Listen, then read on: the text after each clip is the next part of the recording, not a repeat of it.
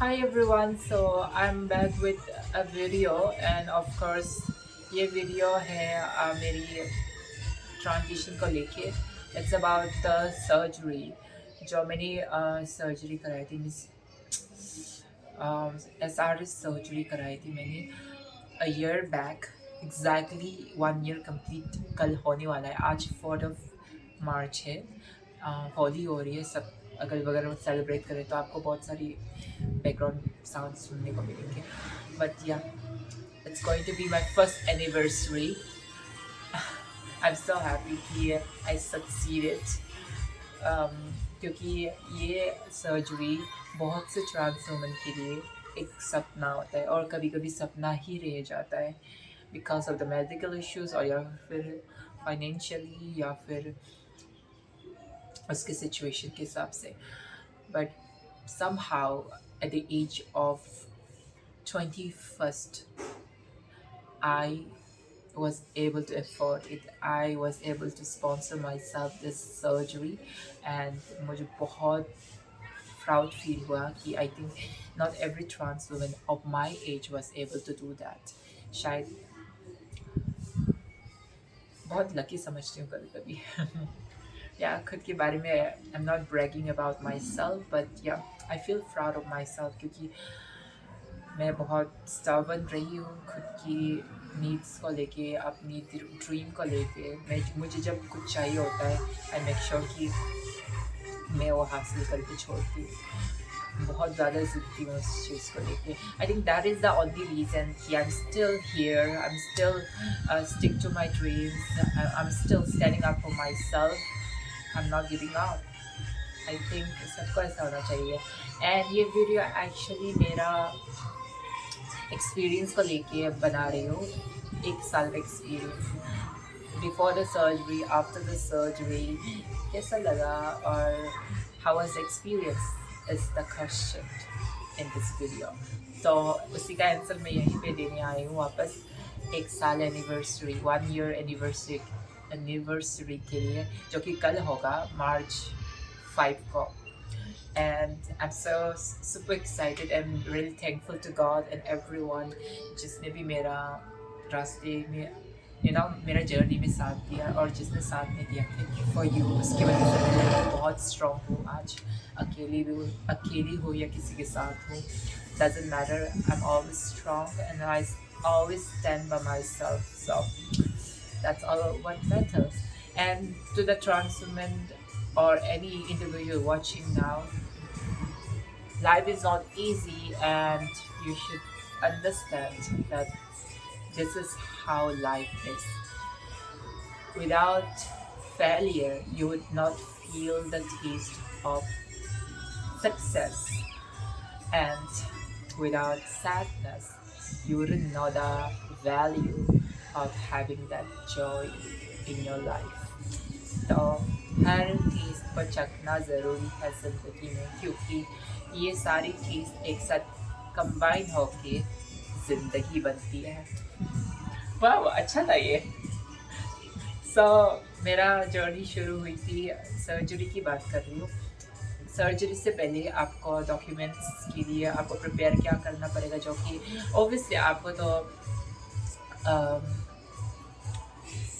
Hormone replacement therapy is mandatory. And after that आपको 1 साल के लिए एटलीस्ट हार्मोन ले लो, बेटर रहेगा। एंड देन उसके बाद आपके साइकेट्रिस्ट, 2 अलग अलग साइकेट्रिस्ट से या फिर साइकोलॉजिस्ट से लेटर लिखवाना होता है। आफ्टर द सेशंस आप उनके साथ करोगे, उसके बाद आपको ये लेटर लिखवाना होता है कि you are eligible for the surgery, you have taken the hormone replacement, you are on hormone replacement therapy for at least this duration, इतना से इतना तक का ड्यूरेशन में तुम थे and you are eligible for the surgery, ऐसा बोल के 2 चाहिए होंगे। and then you can approach the जहाँ जिसके साथ आप सर्जरी करा रहे हो। एंड जब सर्जरी के समय करने से पहले क्या होता है, वहाँ पे तुम्हारा ड्रेसिंग वगैरह सारा चेंज कर देते हैं। And make sure you have an attendant, तुम्हारे साथ कोई अटेंडेंट होगा, वरना तुम अकेले करने में तकलीफ होगा, तुम्हारे कपड़े कौन संभालेंगे वगैरह वगैरह। So it's better to have someone with you as an attendant, जिसमें आपको वेटिंग रूम में पहले आया जाएगा ड्रेसिंग वगैरह चेंज करा के, जिसमें आप वेट करोगे पर्दे से आपका बेड को दिखा जाएगा फॉर द प्राइवेसी। एंड बाकी बेड में भी कोई कोई और होगा जो सर्जरी के लिए वेट कर, उनका रैंडम सर्जरी होगा पता नहीं। एंड देन आपको बुलाया जाता है ऑपरेटिंग जो भी थिएटर है जहाँ पे सर्जरी परफॉर्म होती है, आपको लेके जाते हैं। और इतनी लंबा रास्ता था पता है, छोटी सी मेरा वो रास्ता होता है कैबिन वाला साइड वाली रास्ता नहीं होते वैसे टाइप का, इधर से ऐसे जा रहे थे, ऐसा रहता है जितना पास जाते जा रही थी दिल। लेकिन मैं इतना घबराई नहीं क्योंकि I was mentally prepared, physically भी prepared ही थी, and I was so ready for it. I was so excited for it. I was just being calm, chill. But of course अंदर ही अंदर तो होगा ही ना, क्या होगा क्या नहीं होगा, क्यूरियोसिटी होगा ही सर्जरी से पहले। But I was not anxious or conscious. And then मैं गई तो स्ट्रेचर जो भी बेड था उसके अगल बगल में डॉक्टर्स खड़े थे, एंड मैं ऐसे दिख रही थी, hi Victoria right, yes. And then मैं लेटी ऐसे करके, उन्होंने मेरा दोनों हाथ ऐसे कर दिया, जीसस की तरह नहीं होता है ऐसे दोनों हाथ ऐसा करते, मैं ऐसे लेटी थी देख रही थी, एक हाथ से ये कर रहा है एक हाथ से ये कर रहा है और दोनों को था टेप कर दिया। अब मतलब क्या हो रहा है मेरे साथ, टैप कर दिया तो हाथ को ऐसा बांध दिया, ऐसा लग रहा है कि मैं ऐसा करके छोड़ूंगी क्या।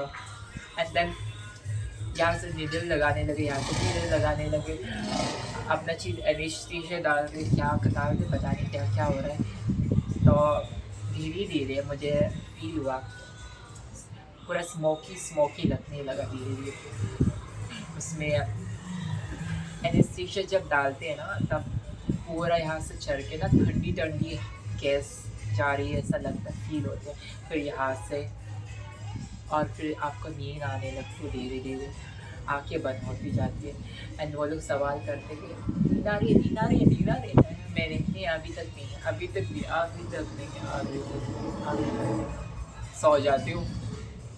उसके बाद जब उठी हूँ सबसे भयानक उठने के बाद होता है भयानक चीज़। जब उठती हूँ तब मुझे भूख लग रही है, प्यास लग रही है, गला सूख गया है, एंड देन गला दर्द कर रहा है, हेडेक हो रही है, फीवर हो रही है, ऊपर नीचे टेम्परेचर हो रही है, पसीने आ रही है और ब्लीडिंग हो रही है, कांस्टेंट ब्लीडिंग। सर्जरी में कांस्टेंट ब्लीडिंग नॉर्मल होता है बोला है। सो ब्लीडिंग हो रही है कॉन्स्टेंटली और तुम्हें ऑब्जर्वेशन रूम में रखा जाता है ऐसे, जब तक तुम होश नहीं आते हो ऑब्जर्वेशन रूम में आपको ऐसा रखा जाता है और कुछ नर्स आके देख के जाते हैं। तो उसमें क्या होता है तुम हिल भी नहीं सकते क्योंकि नीचे सर्जरी हुआ है ना, तो नीचे पार्ट तक पूरा कॉन्शियसनेस ख़त्म,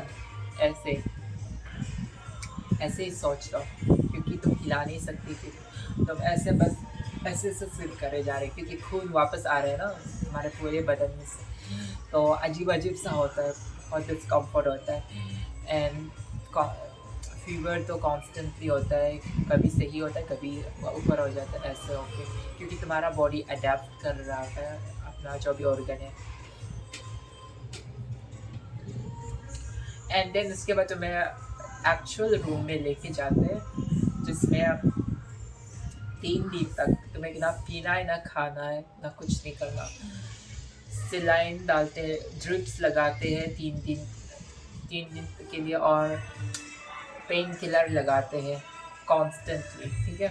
मेरा हाथ ये फूल गया था ड्रिप्स की वजह से और फिर दूसरा में डाला ये भी फूल गया था, वापस फिर इधर डाला ऐसा ओके।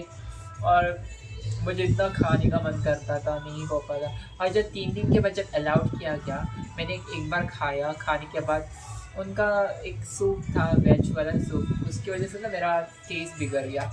उसके बाद मैं कुछ भी खाने वाले स्मेल करते उल्टी करने लगती थी, कुछ भी नहीं था। और मुझे स्टूल पास करना था और यूरिन पास करना था, पानी पीते और उल्टी करती और टेम्परेचर ऊपर नीचे, कभी कभी इतना पसीना आता है कभी कभी नहीं आता है, ऐसे करके रिकवरी प्रोसेस बहुत बहुत ज़्यादा कॉम्प्लिकेटेड है एंड इट्स नॉट कि बहुत ज़्यादा पेन हो रहा है, क्योंकि पेन किलर पे हो तो ज़्यादा नहीं लगेगा, बट उसके वजह से क्या बोलते हैं, डिस्कम्फर्टनेस की वजह से, ओ माय गॉड बता नहीं सकते, हालत ऐसे ख़राब हो जाता है ना तुम उठ सकते हो ना बैठ सकते हो, क्योंकि नीचे सर्जरी हुआ है तो तुम्हें एक पोजीशन में लेटते रहना है और तुम बस सिर हिला सकते हो ऐसे करके। बैठ भी नहीं पा रही थी, और वो बेड भी ऑटोमेटिक वाला ना, जो पीछे वाले से ऐसे ओके हो सकते, वैसे का सपोर्ट करने के बाद भी ना, क्योंकि नीचे प्रेशर लग रहा था, उसकी वजह से मैं बैठ ही नहीं पा रही थी, लेती जा रही थी बस। और मेरे बाल की हालत तो ऐसा ख़राब हो गई, बता भी नहीं सकती। एंड या ऐसे हुई थी, and the experience was very, it's kind of ठीक ही था, बट स्टिल कांस्टेंट ब्लीडिंग, मतलब मेरा एक ब्लड चढ़ा था, क्योंकि ब्लड निकल गया था इतना ज़्यादा, ऊपर से मेरा ब्लड था नहीं ना, सो तो आपका हेल्दी होगा तो like if you are more healthier than me तो बेटर रहेगा, ब्लड के लिए चढ़ेंगी नहीं इतना ज़्यादा। एंड या एक्सपीरियंस तो उतना तक का है, बस इतना तक, बाकी बात बाद में शेयर करूँगी मैं।